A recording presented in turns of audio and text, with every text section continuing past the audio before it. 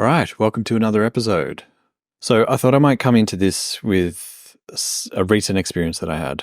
I've been training at the gym, and there was a day where I just wasn't quite feeling it. I couldn't see myself actually getting into going to the gym and putting the effort in with the enthusiasm and the gusto, if I can use that word, that I had previously. And there was a part of me that didn't even want to show up, didn't even want to go to the gym. Now, I've intentionally created the situation for myself with training at the gym to be as low resistance as possible. So it was actually really difficult to talk myself out of it because the gym is really close to where I live. I just have to get changed, which takes me all of a minute, and then walk out the door and head towards the gym. And so while I felt the resistance and I felt like I was too tired to actually show up because I hadn't gotten much sleep, there was a lot on my plate, and there were enough reasons to not do it, but I couldn't quite convince myself to not go. So I decided to show up anyway, and I didn't have everything within me. And so I walked through the door at the gym, and the gym owner was there, and he's like, "You look like you don't have it in you today." I'm like, "I don't think I do, but I want to do it anyway." And he appreciated that. He respected that about me. And so I got into it. I think it was leg day. And I don't actually mind leg day. I think there's a lot of resistance in the world of training where people resist leg day, but I don't particularly mind it. The exercises are relatively simple, not easy, because it's weight training, but it's simple. So for me, the more of a no-brainer it is, the easier it is. So anyway, I get in there and I start training. And while I'm training, there's a part of me that's telling myself how many reps I think I can do. And it's less than what I can usually do. But what was really interesting to me was we all have that inner voice that says, take it easy, or you don't have to push so hard, or I can't do anymore, I don't have it in me. And so I was getting to that point in the rep count where that voice was starting to show up saying, I think this is it, tap out. And my immediate response to that, without thinking about it whatsoever, was no, 3 more. And then I would do 3 more. So even when I thought I couldn't do more, I was able to get another 3 reps out. And that happened with almost every set. My mind was like, this is it. I'm like, nope, 3 more. And I would push another 3 out. Now, injury-free, it's really important to say, because I'm smart about my training. But what I think is really important for us to consider is there are times where you feel like you're tired. Every day is different.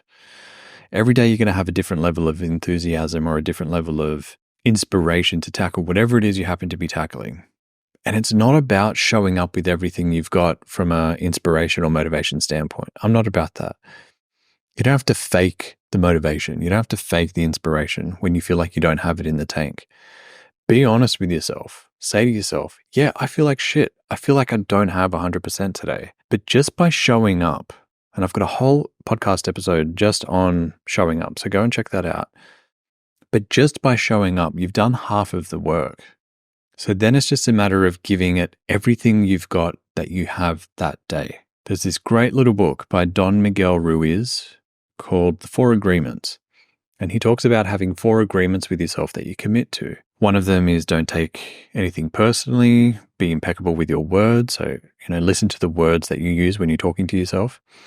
And another one is do your best. But there's a caveat to the way he frames that, in that your best is different every day. And when he talks about doing your best every day, he's saying your best is different each and every day. Some days, if you think about you having 100% of your capacity and your enthusiasm and your motivation, on different days, that level is going to be less. On different days, you might have 50%, you might have 20%. Other days, you might have 80%. And I heard this quote online. I don't know who originated it, so if I find out who that is, I'll make sure that I credit them. But they said, if all you've got is 50% and you give all of that 50%, then on that day, you gave 100% of what you had. And I think that's really insightful because you want to be able to come away from whatever the experience is, whatever it is that you're throwing yourself at, whether it's, training at the gym, or if it's studying for university, or if it's building a business, or just working at your job and whatever project you happen to be working on. If you give it everything that you have on that day, then at least you can walk away from it saying, I did it. Like I gave what I had. I left it all out on the field without overdoing it. I'm not talking about pushing hard and overdoing it, because that leads to, when it comes to physical stuff, that leads to injury. When you're pushing hard mentally, that usually leads to exhaustion and burnout and all kinds of challenges later, including relationship challenges, if you just keep pushing like that. There's this important and interesting mix and balance of listening to how you're feeling and what's going on internally without pushing really hard, but continuing to show up and give it what you've got on that day. Because I can tell you, with the training that I was doing that day, that leg day training session that I was doing, I was getting my reps in, I was hitting that wall, and I'm like, nope, let's do 3 more. Because I knew that there's a good chance that I've got 3 more in the tank if I actually dedicate myself to it. And I found that that was consistent with each set. And so then I came away from training. I didn't feel amazing. I didn't feel like I was on top of the world, like I just conquered everything. But I felt complete. I felt walking out of the gym like I had shown up and given it everything that I had that day. And I knew that there were going to be future days where I had more in the tank to give, and maybe other days where I had less.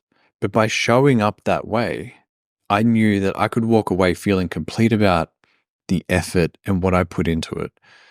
And I think we undervalue this. And I don't think enough people reflect on this in their own lives and ask themselves, what do you have? What have you got today? What's in the tank? And can you give it everything you've got? Because usually what you find is when you actually show up with what you think you've got and you give it everything you've got, you find you've usually got a bit more. And just by discovering that little extra more within yourself, you start to experience a different level of self-belief. You start to develop a different relationship with yourself. You find that you become someone that is keeping their word, someone who can do more than what they thought. And it's all with humility. It's not with an arrogance. You don't come away from these experiences going, I can tackle the world. I've got more in the tank. Like, let's just hustle and grind. No, I'm not about that life. I think that's ignorant. What I am about is listening, going inward, seeing what you've got, and then giving everything you've got, whatever that happens to be on that day. Because here's the thing. Here's the really cool takeaway that I've experienced in everything that I've done where I felt like I didn't have it in me, but I chose to show up anyway. And that showing up for the difficult thing is the reward. Just by showing up, just doing the difficult thing, that's the reward. It's not the outcome. It's not how it goes. It's not if you hit a personal best. It's not about if you break a record. It's not about any of that. It all comes down to just experiencing the reward of showing up and doing the thing that you said you would. That reward, when you do that consistently over time, it builds up, it compounds. And the level of self-belief and self-trust and the relationship that you develop with yourself of following through with your word, even when you feel like you don't have it and you're being empathetic and understanding towards yourself, but you're also holding yourself accountable, that relationship deepens so much that you will find it hard to come up against obstacles and say, I don't think I can do it, because you will accumulate so much evidence in your life of you being able to do what you thought you couldn't, that when you come up against an obstacle that you feel like is insurmountable, you'll see it and be like, okay, this looks insurmountable to me. And I don't feel like I've got everything I've got in the tank to be able to tackle this. But I know that whenever I felt that way in the past, I've been able to show up and give it everything I've got. And at least I did that. And that usually leads to some kind of result. So if I face this challenge ahead of me now, with everything that I've got, knowing that I've done that in the past and it's worked out for me, then maybe I'm going to be able to climb this mountain too and overcome something that appeared to be insurmountable. So I want to give that to you as a way to start to reframe what it's like when you feel like you don't have it in the tank. It's okay that you feel that way. Don't pretend that you don't. Don't try and psych yourself into anything. That doesn't necessarily work. It's momentary and it doesn't last. It's not sustainable. So listen and understand how you're feeling, but still show up with whatever it is you have. And I promise you that is the reward. And the sense of completeness and wholeness you will feel within yourself as you come away from doing that is profound. And when you do that consistently over time, day in, day out, over time, over a month, over 3 months, over 6, 12, that starts to compound so much that where you are, if you do that consistently, a year from now is going to be so different to where you are now. And that's what's really cool. It's these small things that we do. So don't be hard on yourself when you feel like you don't have it in the tank. Just give it whatever you do have in the tank, throw that at it.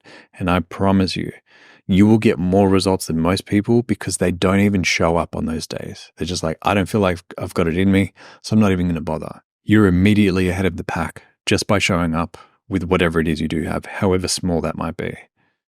And I promise you, you'll start to find that there's secret reserves of potential and possibility within yourself. So give it a go and do it consistently. And when you come back to me and you're like, holy shit, that actually worked. Yeah.